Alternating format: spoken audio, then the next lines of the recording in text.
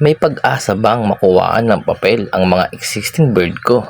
Good day mga kaibon! Ang video ito ay hatid sa inyo ng Wapa Pets. Ito ang tanong ng marami. Paano nga ba natin mapapapilan ang ibon nyo na walang papel?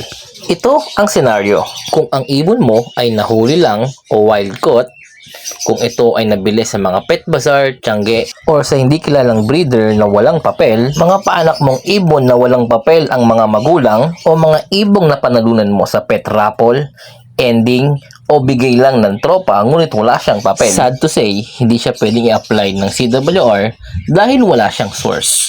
Ngunit may exemption to the rule tayo. Noong 2004, mula October 8 hanggang December 6, 2024, nagbigay ng amnesty ng 60 days si DNR Secretary na ang lahat ng common or non-threatened animals na nasa pangangalaga ng isang pribadong individual ay maaaring makuhaan ng papel. At ito ay na-extend pa hanggang March 7, 2005. Ang purpose nila ay to document the actual wildlife in captivity and to protect wildlife captivity from improper keeping. So, ibig sabihin, amnesty ang pag-asa natin para makuhaan ng papel ang ating mga ibon na walang papel.